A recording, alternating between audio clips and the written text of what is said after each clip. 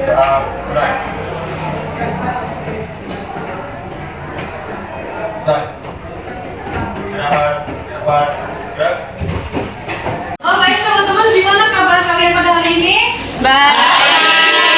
Alhamdulillah. Oke, hari ini teman-teman yang tidak hadir siapa ya? Ibu Panes satu atlet. Oke, semuanya sebelum kita memasuki materi pembelajaran hari ini, saya ingin bertanya nih, ingin tahu biasanya kalian dikasih uang saku sama orang tua kalian berapa? 30. Ada yang 5.000, ada yang 20, ada yang 50.000. Nah, kalau misalnya nih kita mau membandingkan semua uang saku kita selama seminggu, kita tahu nggak gimana caranya kita membandingin yang paling boros, yang paling hemat, apa yang paling normal pengeluarannya? Nggak tahu. Nggak tahu.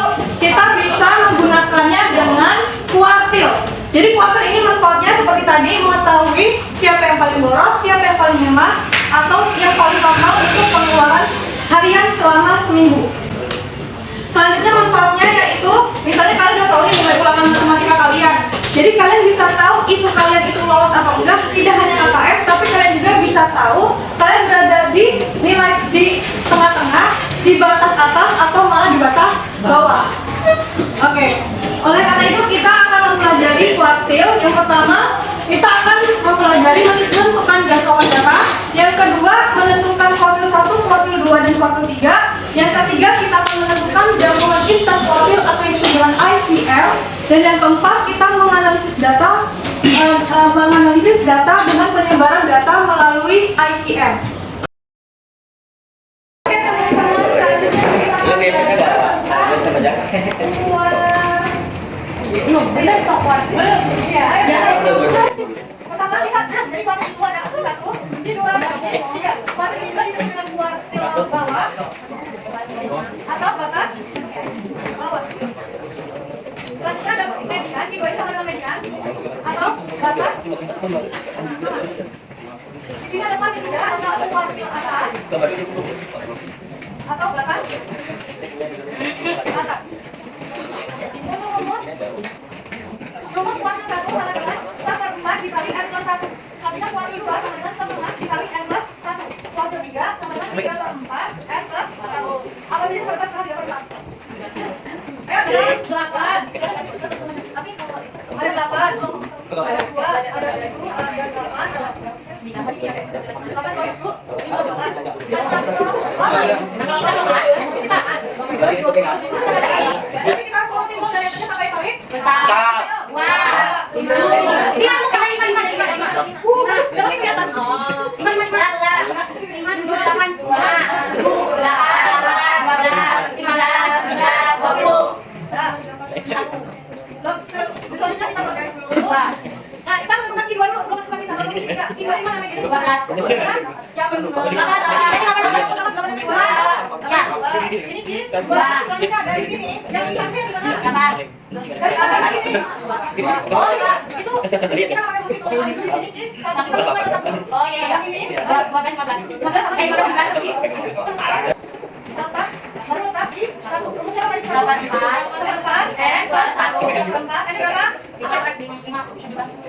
ada itu banyaknya? Ini banyaknya kali jadi berarti 9, berarti 9, berarti 1/4, 10 kali 1 lebih 4. Ini baru lengkap. Untuk mencari nilai, perhatikan ini sering rumit nih, yang lainnya nih. Kita tuh sama dengan X, ya, di sini ada angka 2 dan 0,5. Berarti X-nya X2 ditambah 0,5 dikali X3 dikurangi X2. Nah, kan tidak 2 dan 0,5 misal, ada 8 dan 0,25. Berarti sisanya berapa X? 8. Kan misalnya X 2,5 itu 2 dan 0,5. Berarti sisanya X-nya X2, sisanya 0,5. Berarti tambah 0,5 dikali X3 dikurangi X2. Perhatikan di sini sama sini sama. Kalau di sini 8 berarti X8, kalau di sini berarti X10. Selanjutnya yang ini satu angka berapa? Kalau saya dibagi 8 berarti sini ada 9. Paham? Kalau misalnya ini ada 8,5. 8,5 berarti X-nya berapa? X8. X8 ditambah 0,5. Tambah 8,25. Berarti X-nya berapa? X8 ditambah 0,5. Berarti kali X? X9. Terus kita lihat X2 sudah dapat 2. Datang 2 itu berapa? 5. Ditambah 0,5. Dia datang 3 nya berapa? 7. Kurang datang berapa? 5. 5 ditambah 0,5 dikali 7,5. 2. 5 ditambah 0,5 kali 2. Berapa? 1. 5 tambah 1. Nah, ini. Kan kita letak di 2.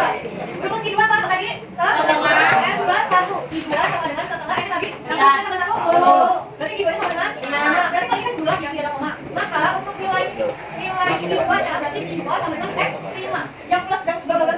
Ya itu lagi 12 itu. Kalau ini 8 berarti X apa? Ini sama juga dengan plus. Tambah kayak tadi. Ya. Nah, tadi X 5 itu dapat 5 coba lihat dapat 5 berapa? 8. Berarti tadi ada 8. Selanjutnya untuk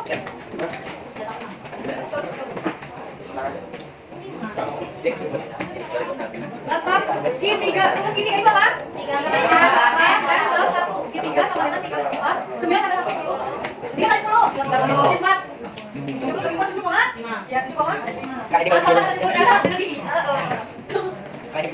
Maka nilainya nilai Q3 sama dengan berapa ya Butin? 16. Bukan, kok gitu? Jangan dulu, rumusin dulu karena nanti kalau misalnya datanya benar, kita bisa ganjil. Kalau datanya enak, itu berarti mulai sama misalnya Q2, Q3, Q9. Itu nanti kalau dengan gitu. X ya, X7 kita dapat 0,5 X, kita X7. X7 berapa? X7 dapat 7-nya 15 ditambah 0,5, berapa dapat 8? 17 dikurang 15. 15 ditambah 0,5, 17 dikurang 15. 12 tambah 0,5 kali 2, 1. 16. So, itu. Selanjutnya kita bagi kelompok.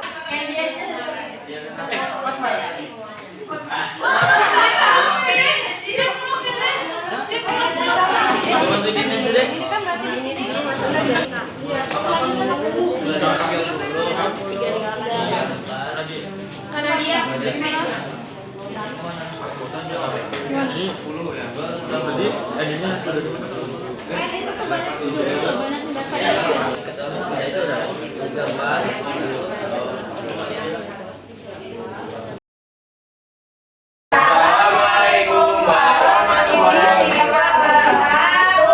Waalaikumsalam warahmatullahi wabarakatuh.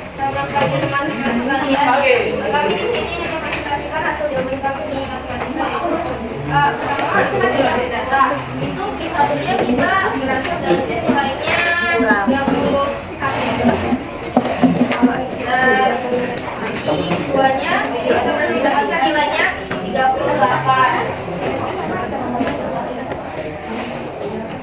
Terus habis itu tiganya kita dapetin nilainya 47,75. Nah dari sini kan kita dapetin jangkauan interkuartilnya IUR. Yang pertama dengan kurangnya I3 sama I1 jadi dapat 16,75. Dikasih data kedua dimana I3-nya tuh 17 dan I1-nya 12. Maka IUR-nya kita dapat 5 dan kita dibandingkan maka jadi dibandingkan kita bisa ditemukan bahwa IUR yang satu atau yang pertama lebih luas dan lebih lebat dibanding IUR yang kedua.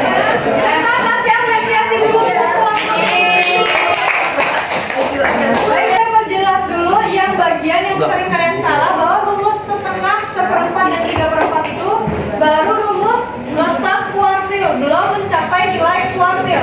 Untuk mengetahui nilai kuartil, kita harus tahu letak kuartil dulu, baru kita melihat datanya dulu, sehingga kita bisa menentukan nilai tersebut. Oke? Dan untuk mencari nilai kuartil itu berdasarkan letak kuartil. Oke, paham? Paham.